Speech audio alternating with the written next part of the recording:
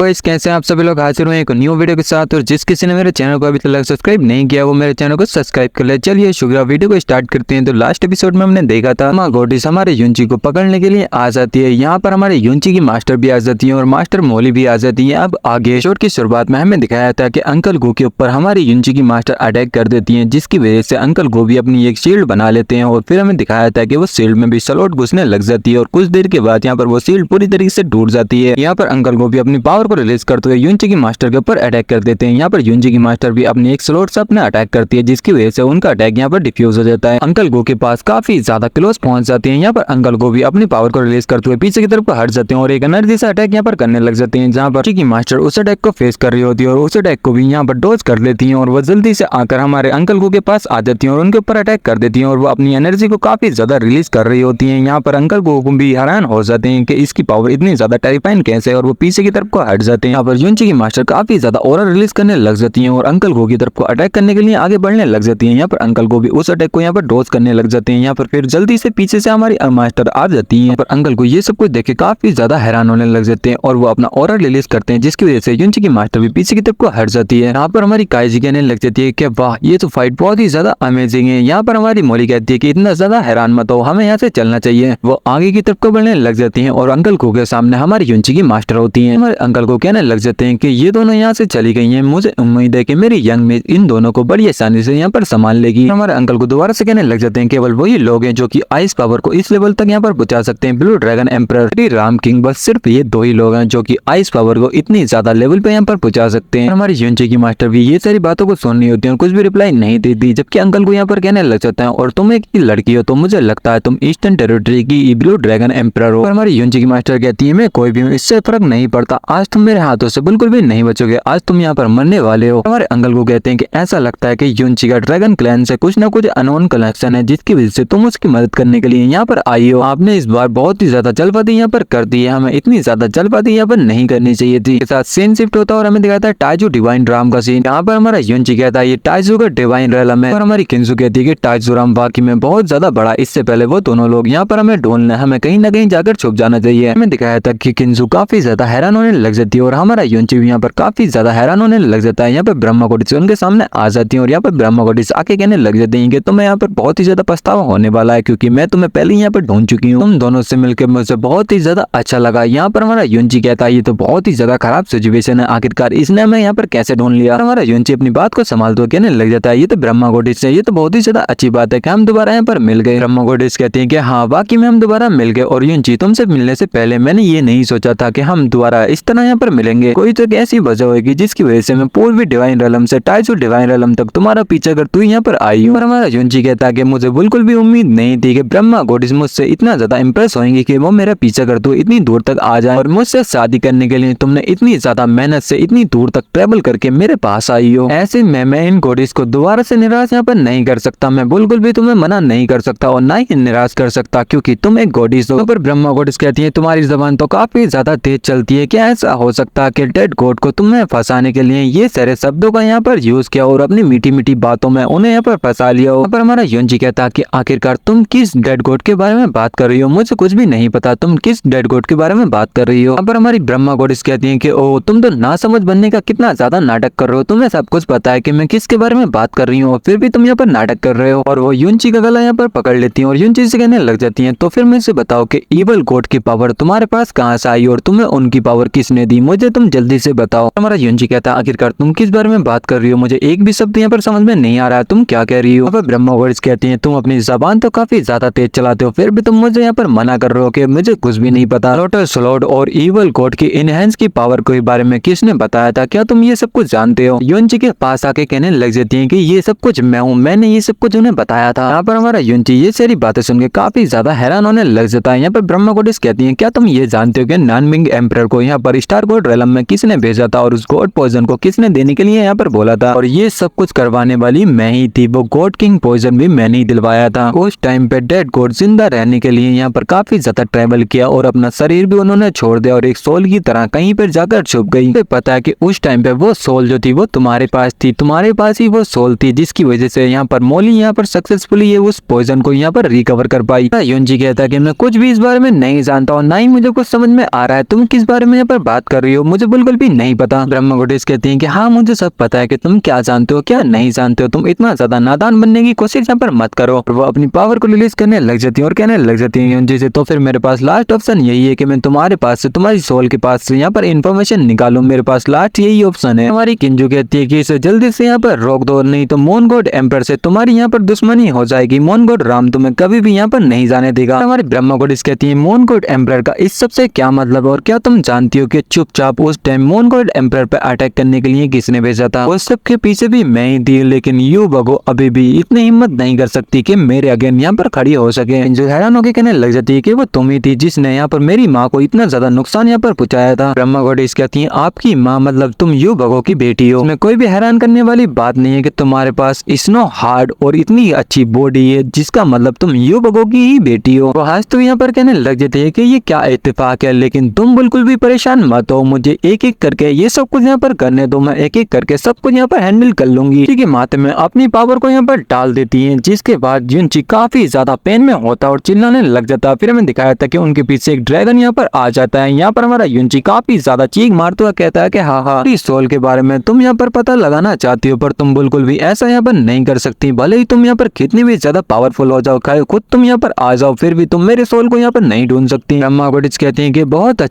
अच्छा, इसका अंत यहाँ पर अच्छे से यहाँ पर हो सकता था, लेकिन तुम ये नहीं चाहते। आप अब परेशानी पूछने के लिए अड़े पड़े हो, तो तुम्हें इसका अंजाम भी यहाँ पर भुगतना पड़ेगा। हमारे युंजी को काफी ज्यादा दर्द होने लग जाता है। यहाँ पर हमारा युंजी उनसे कहने लग जाता है कि आखिरकार तुमने मेरी बॉडी के साथ क्या किया, मुझे इतना ज्यादा पेन हो रहा है, तुमने मेरे साथ क्या किया? ब्रह्मा गोडेस कहने लग जाते हैं कि ये एक डेथ सील है, ब्रह्मा सोल। हमारी किंजो कहने लग जाती है कि इसे जल्दी से रोको, तुम ऐसा नहीं कर सकती, तुम किसी के साथ भी ऐसा बिल्कुल भी नहीं कर सकती, जल्दी से यहाँ पर रोको। ब्रह्मा गोडेस किंजो की तरफ को घूर के देखती है, इससे कहती है कि मैं इसे रोकूं, यहाँ पर मैं इसे बिल्कुल भी नहीं रोकने वाली, और काफी ज्यादा गुस्से में होती है। किंजो की तरफ को दिखाया था कि किंजो को बहुत ही ज्यादा प्रेशर महसूस हो रहा होता है ब्रह्मा गोडेस का, और वो किंजो नीचे गिर जाती है और युंची की तरफ को जाने लग जाती है। इसी के साथ ये वाला चैप्टर यहाँ पर खत्म होता है। आई नो ये चैप्टर काफी ज्यादा छोटा था, पर चैप्टर बहुत ही ज्यादा बढ़िया था।